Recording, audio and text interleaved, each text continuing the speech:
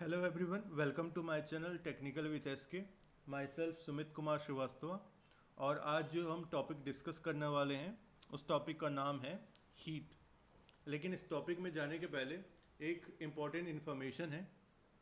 यदि आप हमारा कोई वीडियो देख रहे हैं तो उसमें कंप्लीट चैप्टर को आपको फॉलो नहीं करना है, आप पर्टिकुलर एक टॉपिक को ही देखना चाह रहे हैं तो इसके लिए आप क्या करिए, वीडियो के डिस्क्रिप्शन में जाइए। डिस्क्रिप्शन में जाने में आपको वहाँ पर क्या मिलेगा, टाइम स्केप मिलेगा। टाइम स्केप मतलब जो चैप्टर के अंदर जितने सब टॉपिक्स हुए उन सब टॉपिक्स के सामने में आपको उसकी टाइमिंग लिखी होगी कि कौन सा टॉपिक कितने टाइम के बाद स्टार्ट होने वाला है, ब्लू कलर में। तो जैसे ही आप उस ब्लू कलर के टाइमिंग को क्लिक करेंगे, आपका जो वीडियो है उतना जंप मार के स्केप हो जाएगा और आपका पर्टिकुलर टॉपिक में आके स्टार्ट हो जाएगा। और दूसरी इंपॉर्टेंट चीज़ क्या है, अगर आपको ये ब्लू में आपको टाइमिंग नहीं दिख रही है तो इसका मतलब आपका अभी यूट्यूब अपडेट नहीं हुआ है। सबसे पहले आप गूगल प्ले स्टोर से अपने यूट्यूब को अपडेट करिए। जैसे ही आप अपडेट करेंगे आपको डिस्क्रिप्शन में ये ब्लू कलर में टाइमिंग दिखनी स्टार्ट हो जाएगी।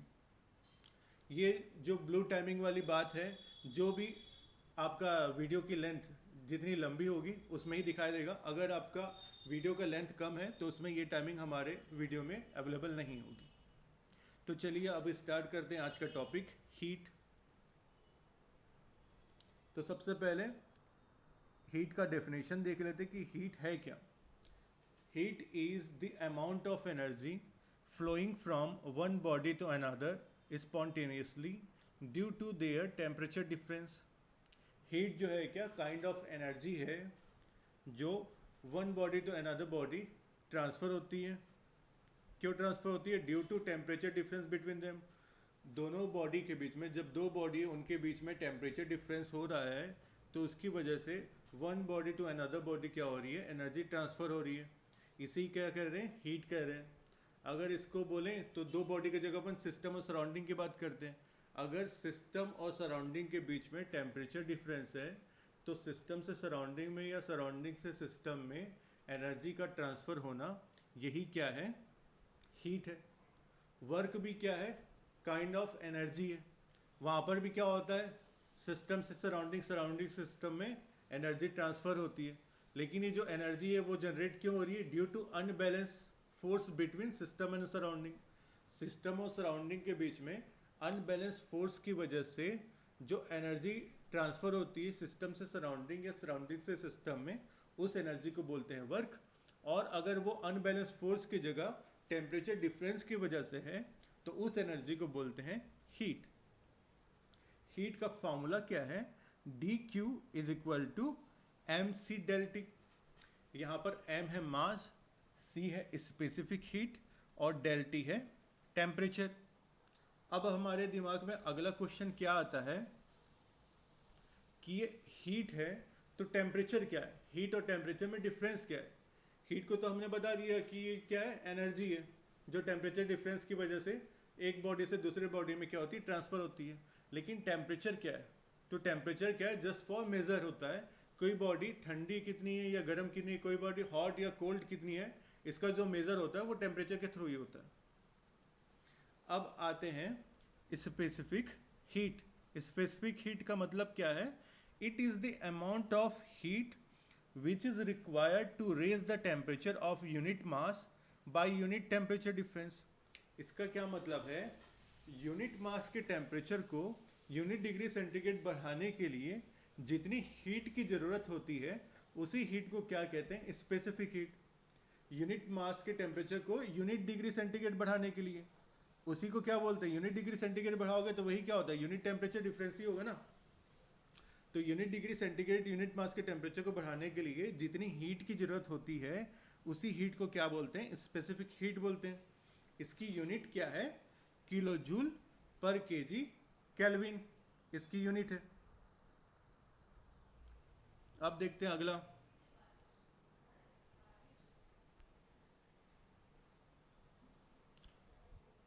अगला क्या लिखा है आगे, इन case of solid and liquid there is a single value of specific heat, whereas in case of gases it depends on the process।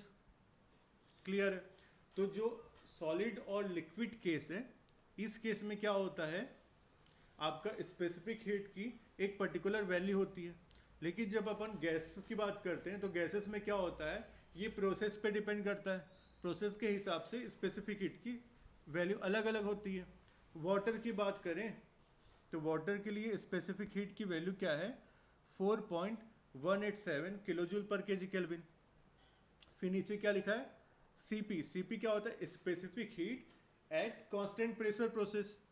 तो कांस्टेंट प्रेशर के केस में गैसेस में स्पेसिफिक हीट की क्या वैल्यू होती है, 1.005 किलो जूल पर KG kelvin. और सीवी क्या है, specific heat at constant volume. तो कांस्टेंट वॉल्यूम के केस में स्पेसिफिक हीट की वैल्यू होती है 0.718 किलो जूल पर केजी केल्विन। क्लियर है। आगे देखते हैं और process. The value of adiabatic specific heat is zero. The value of adiabatic specific heat is zero. इसका क्या मतलब है, एडियाबैटिक प्रोसेस में स्पेसिफिक हीट की वैल्यू होती है जीरो। कैसे होती है जीरो, देखते हैं। हमने क्या पढ़ा कि dq जो होता है वो क्या होता है, m c del t होता है। अगर अपन c की वैल्यू निकालनी है तो अपन क्या किए, dq upon m into del T हो गया। क्लियर है इतना। तो यहाँ पर से अपन को क्या पता चल रहा है, एडियाबैटिक बोला है प्रोसेस, एडियाबैटिक प्रोसेस बोला है मतलब जो हीट इंट्रैक्शन है सिस्टम और सराउंडिंग के बीच में क्या होती है, हीट इसमें जीरो होती है। एडियाबैटिक प्रोसेस में हीट इंट्रैक्शन जो होता है वो जीरो होता है, मतलब यहाँ पर जो डी क्यू टर्म है वो टेंस टू क्या हो गया, जीरो हो गया। तो ये जीरो हो गया तो ओवरऑल टर्म क्या हो गया, ओवरऑल टर्म ही क्या हो गया हमारा, जीरो हो गया। तो C की वैल्यू स्पेसिफिक हीट की वैल्यू जीरो होती है एडियाबैटिक की प्रोसेस के लिए। अब आगे क्या लिखा है, for isothermal specific heat is infinite. Isothermal का मतलब होता है टेम्परेचर जो होता है वो क्या होता है, कांस्टेंट होता है। टेम्परेचर कांस्टेंट होगा मतलब डेल्टी, यहाँ टेम्परेचर डिफरेंस है, तो टेम्परेचर डिफरेंस ओवरऑल इसको क्या हो जाएगा, इसकी वैल्यू हो जाएगी जीरो। तो जब टेम्परेचर डेल्टी की वैल्यू यहाँ पर हो गई जीरो टेम्परेचर डिफरेंस की, तो C की वैल्यू क्या आ जाएगी, इन्फिनाइट हो जाएगी। तो आइसोथर्मल प्रोसेस के लिए स्पेसिफिक हीट की वैल्यू क्या होती है, इन्फिनाइट होती है। क्लियर है इतना। चलिए अब आगे बढ़ते हैं टॉपिक में।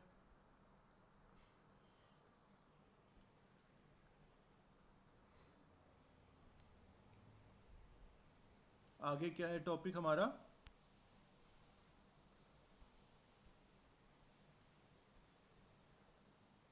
Types of work.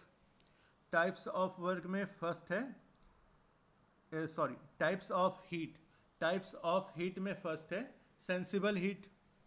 It is a form of energy interaction by virtue of temperature difference. क्या मतलब है, आगे देखेंगे इसको। दूसरा है latent heat. It is the amount of heat required to cause the phase change.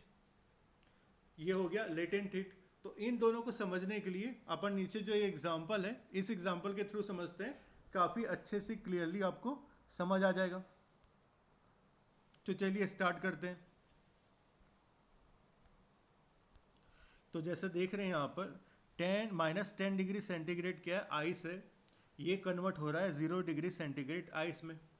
तो जब ये टेम्परेचर डिफरेंस आया -10 डिग्री सेंटीग्रेड से 0 डिग्री सेंटीग्रेड, तो इस कंडीशन में जो हीट जनरेट हो रही है वो हीट क्या होती है, सेंसिबल हीट होती है। सेंसिबल हीट का डिफिनेशन क्या है, it is the form of energy interaction by virtue of temperature difference. Temperature difference की वजह से जो एनर्जी का इंट्रैक्शन हो रहा है वही क्या है यहाँ पर, सेंसिबल हीट है। क्लियर है। 0 डिग्री सेंटीग्रेड आइस का 0 डिग्री सेंटीग्रेड वाटर में कन्वर्ट हो रहा है। तो यहाँ पर क्या है, टेम्परेचर वही है, लेकिन यहाँ पर क्या है, फेस चेंज हो रहा है। आइस है सॉलिड, वाटर है लिक्विड, तो सॉलिड से लिक्विड में फेस चेंज हो रहा है। तो यहाँ पर डेफिनेशन क्या है, it is the amount of heat required to cause the phase change. तो फेस चेंज के लिए जितनी हीट की जरूरत होती है वो हीट क्या होती है, लेटेंट हीट होती है। अब आगे बढ़ते हैं। 0 डिग्री सेंटीग्रेड वाटर क्या हो रहा है, 100 डिग्री सेंटीग्रेड वाटर में कन्वर्ट हो रहा है। तो यहाँ पर 0 degree centigrade 100 degree centigrade temperature difference आया, तो यहाँ पर जो हीट जनरेट हो रहा है वो क्या होगा, सेंसिबल हीट, क्योंकि टेम्परेचर डिफरेंस आ रहा है। अब क्या है, 100 डिग्री सेंटीग्रेड वाटर जो है वो 100 डिग्री सेंटीग्रेड वेपर में कन्वर्ट हो रहा है। तो क्या हो रहा है, ये लिक्विड से गैस, सॉलिड लिक्विड गैस, तो ये लिक्विड से गैस में कन्वर्ट हो रहा है, मतलब यहाँ पर फेस चेंज हो रहा है। तो जहाँ पर फेस चेंज हो रहा है तो फेस चेंज के लिए जो हीट की ज़रूरत पड़ेगी वो क्या होती है, लेटेंट हीट होती है।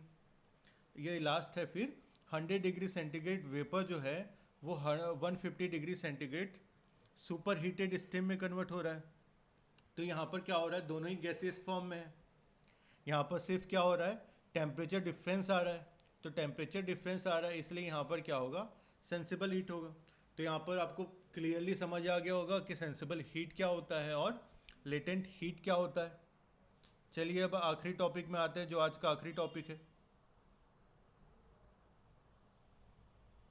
वो क्या है, why C P is greater than C V. C P की जो वैल्यू होती है वो सी वी से ज़्यादा क्यों होती है, या specific heat for constant pressure is greater then specific heat for constant volume, ये होता क्यों है इसके बारे में जानते हैं। तो हमें नीचे यहाँ पर दो डायग्राम दिए हुए हैं, सबसे पहले इन दोनों डायग्राम को अपन देख लेते हैं।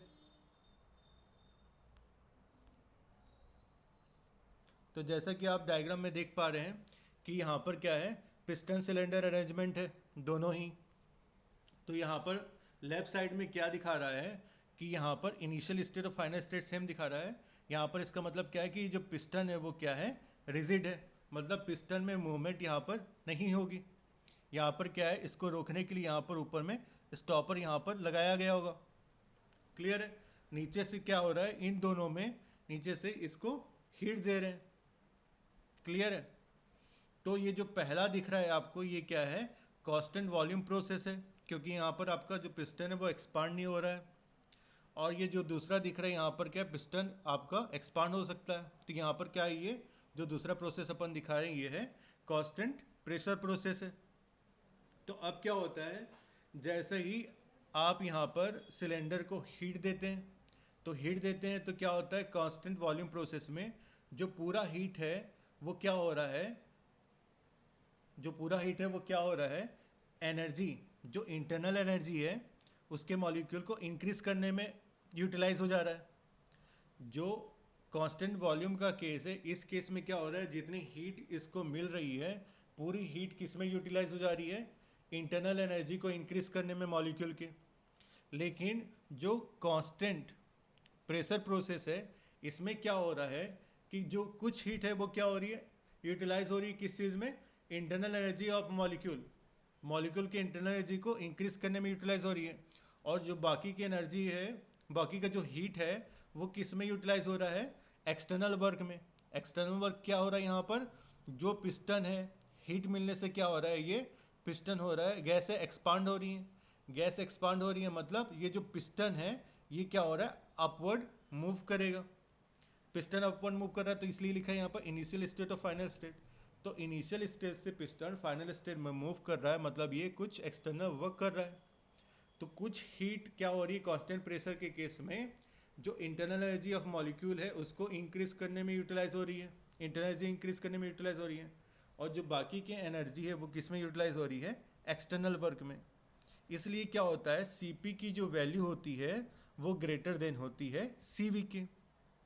अपन ये स्टेटमेंट भी पढ़ लेते हैं। स्टेटमेंट में क्या लिखा हुआ है, in case of constant volume process complete heat is utilized to increase the internal energy of the gaseous molecule. Clear है। कांस्टेंट वॉल्यूम के केस में क्या होता है कि जो हीट होती है वो कंप्लीटली यूटिलाइज किस चीज़ में होती है, इंटरनल एनर्जी ऑफ मॉलिक्यूल होता है गैसियस मॉलिक्यूल, उसको इंक्रीज करने में। Whereas in case of constant pressure process some part of heat is utilized to increase the internal energy and some part of heat is utilized doing some external work। तो constant pressure process में क्या बताया यहाँ पर कि जो कुछ part है वो इंटरनल एनर्जी को इंक्रीज करने में यूटिलाइज हो जाता है और कुछ जो पार्ट रहता है वो एक्सटर्नल वर्क। या एक्सटर्नल वर्क क्या है, जैसे कि पहले बताया कि जो गैसेस एक्सपांड हो रही है तो पिस्टन अपवर्ड मूव कर रहा है, ये अपवर्ड जो मूवमेंट है यही आपका एक्सटर्नल वर्क है। तो इसके साथ हमारा आज का टॉपिक यहाँ पर कंप्लीट हो जाता है। आई होप आपको समझ आया होगा। Thank you.